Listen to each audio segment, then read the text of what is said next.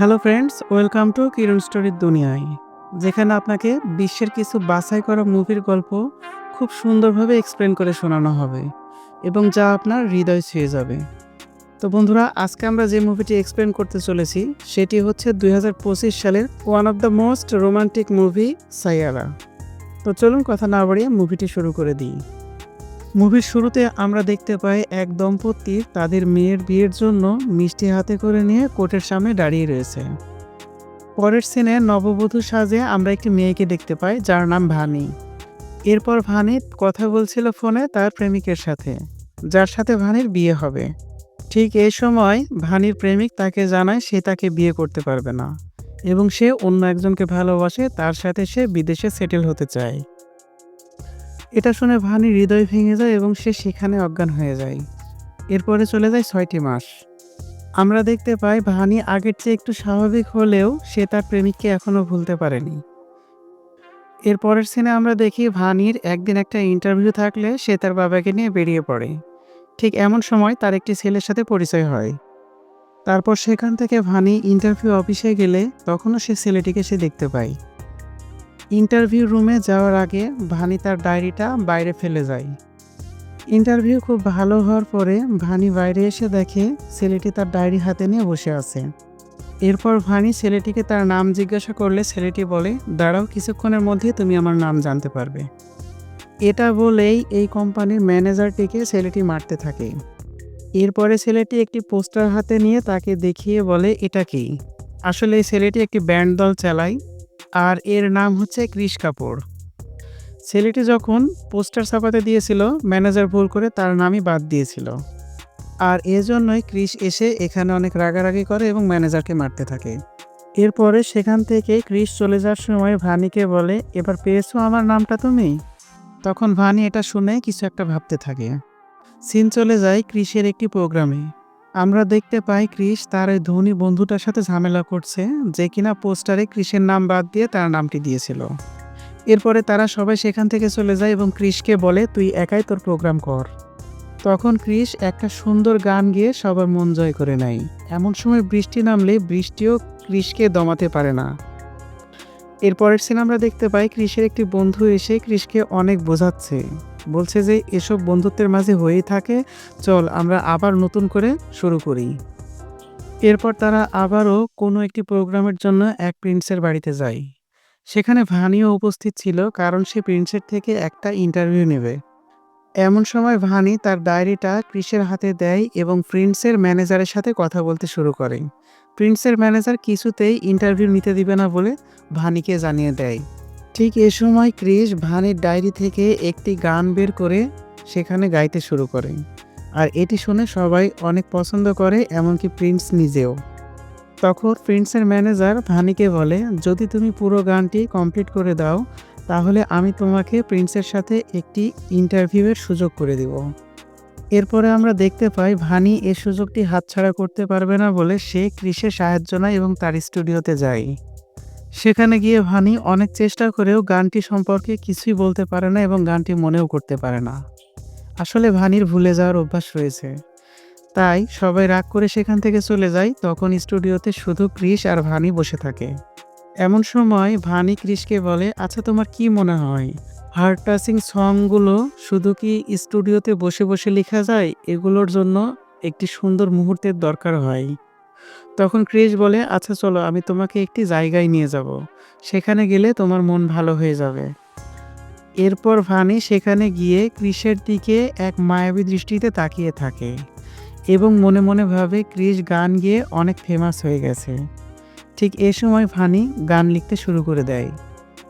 ভানির গান লেখা কমপ্লিট হলে যখন এটি ক্রিস গাইতে থাকে তখন এটি অস্থির লেভেলের হয়। এরপরে ভানি ও ক্রিস প্রিন্সের কাছে যায় এবং তাকে গানটি শোনায়। প্রিন্সও গানটি অনেক পছন্দ করে, কিন্তু সে বলে, আসলে আমি র্যাপ লাইন পছন্দ করি, যদি গানটির মাঝে 2-1 লাইন র্যাপ লাগানো যায় তাহলে খুব ভালো হয়। তখন ক্রিস তার কাছে 2-1 দিন সময় নিয়ে সেখান থেকে চলে আসে। এরপরের সিন আমরা দেখি ভানি একটা জায়গায় গিয়ে ক্রিসকে বলছে, সবারই একটা অতীত থাকে, আমারও একটি অতীত ছিল, আমি একটি ছেলেকে ভীষণ ভালোবাসতাম, কিন্তু যেই দিন বিয়ে করব বলে তাকে ঠিক করেছিলাম, ঠিক সেই দিনই সে ছেলেটিকে জানায় আমাকে, সে আমাকে ভালোবাসে না, সে অন্য একটি মেয়েকে ভালোবাসে। অনেক কষ্ট পেয়েছিলাম আর অনেকদিন ডিপ্রেশনেও ছিলাম। তো এখন মোটামুটি স্বাভাবিক আছি। আসলে তোমার সাথে পরিচয় হওয়ার পর থেকে আমি একটুখানি হাসতে শিখেছি। এটা বলেই ভানি সেখান থেকে চলে যেতেই থাকে। ঠিক এমন সময় ক্রিস তাকে পেছন থেকে ডাক দেয়। তখন ভানি তার দিকে তাকালে দেখে ক্রিস কান্না করছে এবং সে ভানিকে বলে, আমাকে প্লিজ একটু সাহায্য করো। এর পরের সিন আমরা দেখতে পাই ক্রিসের বাবা একটি বারে গিয়ে একটি ম্যানেজারের সাথে ঝামেলা করছে। আসলে ক্রিসের মা মারা যাওয়ার পর থেকে ক্রিসের বাবা অনেক মদ পান করে আর এখানে সেখানে পড়ে থাকে আর যার তার সাথে ঝামেলাও করে। এমন সময় বারের ম্যানেজার ক্রিসের বাবার থেকে সব টাকা পয়সা নিয়ে তার মানিব্যাগটা নিতে যাচ্ছিল, কিন্তু ক্রিসের বাবা এতে অনেক রেগে যায়। আসলে মানিব্যাগে ক্রিস এবং তার মা ও তার বাবার একটি ফটো ছিল, আর এ কারণে ক্রিসের বাবা কিছুতে এই মানিব্যাগটি দিতে চাইছিল না। আর এটি দেখে ক্রিস বুঝতে পারে তার বাবা এখনও তাদের ফ্যামিলিকে কতটা ভালোবাসে। এরপরে ক্রিসের বাবাকে ক্রিস একটি রিহাব সেন্টারে নিয়ে যায় এবং সেখানকার ডাক্তাররা ক্রিসকে বলে তার বাবাকে ভালো করা যাবে, কিন্তু এজন্য প্রতি মাসে ক্রিসকে ৮০,০০০ টাকা করে দিতে হবে। ক্রিস তখন অনেক চিন্তায় পড়ে যায় এবং তখনই সে প্রিন্সের ম্যানেজারের কাছে চলে যায়। তখন প্রিন্সের ম্যানেজার সবকিছু শুনে ক্রিসকে বলে, আমি তোমাকে টাকা দিতে পারি, কিন্তু যে গানটি তুমি গেয়েছিলে ওই গানটি পুরোপুরি আমার কাছে বিক্রি করে দিতে হবে, সেখানে কোনোই তোমার নাম থাকবে না। ক্রিস তখন একবারও না ভেবে রাজি হয়ে যায়, কারণ তার কাছে তার বাবার ভালো হওয়াটা অনেক বেশি জরুরি। এরপরের সিনে আমরা দেখতে পাই প্রিন্স একটি শোতে ওই গানটি গেয়ে অনেক নাম করিয়েছে আর সেখানে ভানি ও ক্রিস দুজনেই উপস্থিত ছিল। আর ঠিক এই মুহূর্তেই তারা দুজন দুজনকে ভালোবেসে ফেলে। তখন ভানি ক্রিসের জন্য আরও গান লিখতে থাকে এবং তাদের ব্যান্ডটা সচল হয়। এমন সময় একটি গান তারা ইউটিউবে আপলোড দিলে গানটি অনেক জনপ্রিয় হয়।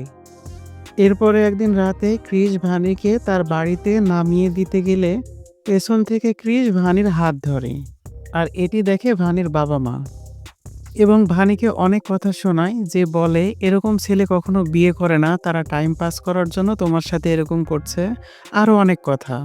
এটি শুনে সঙ্গে সঙ্গে ভানি অজ্ঞান হয়ে যায়। তাকে হাসপাতালে নেওয়া হলে সেখানে ক্রিস আসে। এটি দেখে ভানির মা অনেক রেগে যায় এবং ক্রিসকে বলে, দেখো আমার মেয়ে ইতিপূর্বে অনেক কষ্ট পেয়েছে, তো তুমি যদি তাকে বিয়ে না করো তাহলে তাকে ছেড়ে দাও। এভাবে কয়েকদিন কেটে যাওয়ার পর আমরা দেখতে পাই ভানি টেস্টের রিপোর্ট নিতে ডাক্তারের কাছে গেছে।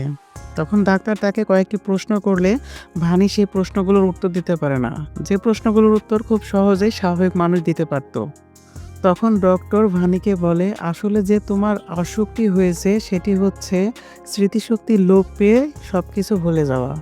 এমনকি তুমি কিছুদিনের মধ্যে তোমার আপনজনদেরকেও ভুলে যেতে পারো। তাই তুমি তোমার এই সমস্যাটা তোমার আপনজনদেরকে বলো, যাতে তুমি ভবিষ্যতে সমস্যায় না পড়ো। এটা শুনে ভানি চলে যায় ক্রিসের কাছে সবকিছু বলতে, কিন্তু তখন সে দেখে ক্রিস তার গানটি ভাইরাল হওয়ার জন্য এতটাই খুশি হয়েছে যে সে ভানিকে অন্য অনেক কথাগুলো বলতে থাকে। আর এগুলো শুনে ভানি তখন ক্রিসকে তার ডাক্তারের কথাটি বলতে ভুলে যায়। এর পরের সিনে আমরা দেখতে পাই ক্রিস তার ভাইরাল হওয়া গানটির ভিডিও বানানোর জন্য গোয়াতে যাচ্ছে। আর ঠিক এর পর মুহূর্তে আমরা দেখতে পাই ভানিকে একটি পার্টিতে তার এক্সের সাথে কথা বলতে। আসলে ভানি যে অফিসে চাকরি করে সে অফিসের নতুন ইনভেস্টর হচ্ছে ভানির এই এক্স মহেশ। এরপরে পার্টিতে মহেশের সাথে ভানির অনেক কথা হয় এবং সেখানে সিন ক্রিয়েট করে ভানি। আর এটি দেখে মহেশ তার স্ত্রীর সামনে নিজের সম্মান বাঁচানোর জন্য ভানির কাছ থেকে চলে যায়। ঠিক এই সময় ক্রিস ভানির কাছে অনেকবার ফোন করা সত্ত্বেও ভানি তার ফোন রিসিভ করে না। তখন ক্রিস অনেক টেনশন করে এবং সে সোজা সে পার্টিতে চলে আসে। সেখানে এসে ক্রিস দেখে ভানি এখানে নেই, কিন্তু তার ব্যাগ এখানে পড়ে আছে। সে ব্যাগের ভিতরে প্রেসক্রিপশন দেখতে সে বুঝে যায় ভানির কি অসুখ হয়েছে। সে তখন বুঝতে পারে ভানি এখন কোথায় থাকতে পারে। অমনি সে ক্রিকেট গ্রাউন্ডে চলে যায় এবং সে দেখে ভানি একা একা ক্রিকেট খেলার চেষ্টা করছে। এমন সময় ক্রিস ভানির সাথে এমন কিছু আচরণ করে যা দেখে ভানি বুঝতে পারে যে ক্রিস তার অসুখের ব্যাপারে সবকিছু জেনে গেছে। তখন সে ক্রিসকে বলে, তুমি আমাকে ভুলে যাও, কারণ তুমি তোমার ক্যারিয়ার গড়ো আর আমার কাছে তোমার কোনো ভবিষ্যৎ নেই। ক্রিস এটা শুনে বলে, না, তোমাকে ভোলা কখনোই সম্ভব নয়। এর পরের সিনে আমরা দেখতে পাই ক্রিস ও ভানি আবার ডক্টরের কাছে গেছে। তখন ডক্টর তাদের সাজেস্ট করে একটা নিরিবিলি পরিবেশে গিয়ে তাদের একটা সুন্দর মুহূর্ত কাটানোর জন্য। এরপরে ক্রিস ও ভানি একটি নিরিবিলি পরিবেশে গিয়ে তারা কয়েকদিন সুন্দর মুহূর্ত কাটাতে থাকে।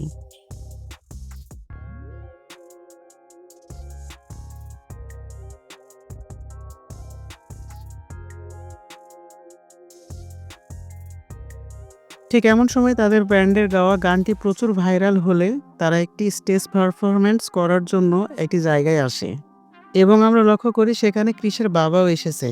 আসলে ভানি আগে থেকে তাকে ইনভাইট করেছিল। একটু পরে আমরা লক্ষ্য করি সেখানে মহেশ উপস্থিত হয়েছে। আসলে এই পুরো কনসার্টের মেন অনার ছিল মহেশ। তো ভানি মহেশকে দেখে আবার সব কিছু ভুলে যায় এবং তার সাথে ইনক্রিমেন্ট হওয়ার জন্য একটি রুমে আসে। আসলে ভানি ভুলে গিয়েছিল যে মহেশ তাকে ঠকিয়েছে এবং এখন সে ক্রিসকে ভালোবাসে। আর এমন সময় মহেশের উদ্দেশ্য খুব একটা ভালো ছিল না। তারা যখন শরীরচর্চা করতেই যাবে ঠিক এমন সময় সেখানে ক্রিস আসে এবং মহেশকে প্রচুর মারতে মারতে স্টেজের সামনে নিয়ে যায়। আর ঠিক এমন সময় ভানি একটি ছুরি নিয়ে এসে ক্রিসকে তাক করে এবং তার বুকে ঢুকিয়ে দেয়। ক্রিস তো পুরো অবাক চোখে ভানির দিকে তাকিয়েছিল। সে বুঝতেই পারছে না ভানি এটি কি করে করলো। এরপরে ক্রিস ভানিকে নিয়ে চলে আসে তার বাড়িতে এবং পরদিন সকালে ভানি এমন ভাব করে সে যেন কিছুই জানে না। বোঝো ব্যাপার, একেই বলে মেয়ে মানুষ। নিজের অজান্তেই অনেক কিছু করবে, কিন্তু একটা সময় পর বলবে আমি কিছুই করিনি। তো যাই হোক, তার পরের সিনে আমরা দেখতে পাই ভানি কাউকে কিছু না বলে কোথায় যেন উধাও হয়ে গেছে। অনেক খোঁজাখুঁজি করে পুলিশ স্টেশনে খবর দিয়েও ভানিকে খুঁজে পাওয়া যায় না। এভাবে কেটে যায় একটি বছর। আর এরই মধ্যে ক্রিস তার ক্যারিয়ার গড়ে নিয়েছে এবং জনপ্রিয়তার শীর্ষে রয়েছে তার ব্র্যান্ডটি। কিন্তু এত কিছুর মধ্যেও ক্রিসের মনে কোনো আনন্দ নেই ভানির জন্য। এরপরে ফোন ঘাটাঘাটি করতে করতে হঠাৎ একটা রিলসে একদিন ভানিকে দেখতে পায় ক্রিস এবং তখনই সে খোঁজ খবর নিয়ে সেই ঠিকানা মোতাবেক ভানির কাছে চলে যায়। দেখে ভানি একটি বেঞ্চে একা বসে আছে, একটি গান লেখার চেষ্টা করছে কিন্তু কিছুতেই লিখতে পারছে না। তখন ক্রিস তার পাশে গিয়ে বসে এবং তাকে বলে, আমার মনে অনেকদিন থেকে একটা সুর বাজছে কিন্তু কিছুতে আমি গানটা মনে করতে পারছি না। তো তুমি কি আমাকে গানটা লিখে দিবে? তখন ভানিও বলে, আমিও অনেকদিন থেকে একটি গান লেখার চেষ্টা করছি কিন্তু কিছুতেই মনে করতে পারছি না। এরপরে তারা একটি খোলা ময়দানে চলে যায় এবং সেখানে বাচ্চারা ক্রিকেট খেলে। ঠিক প্রথম দিনের মতো ক্রিস এখানেও ক্রিকেট খেলতে থাকে এবং ভানির সাথে পাগলামো করতে থাকে। আর ঠিক এমন সময় ভানির মনে পড়ে যায় ক্রিসকে সে অনেক ভালোবাসে। আর অনেক জোরে সে ক্রিসকে বলে, ক্রিস আই লাভ ইউ, আমি তোমাকে অনেক ভালোবাসি। আসলে ভানির এ সময় সব কিছু মনে পড়ে যায়। আর এখানে মুভিটির হ্যাপি এন্ডিং করা হয়। তো বন্ধুরা, ভিডিওটি কেমন লাগলো? যদি ভালো লাগে তাহলে অবশ্যই ভিডিওটিতে একটি লাইক দিয়ে চ্যানেলটি সাবস্ক্রাইব করে দিও। দেখা হচ্ছে পরবর্তী আরেকটি ভিডিওতে। সে পর্যন্ত সবাই ভালো থাকো। আল্লাহ হাফেজ।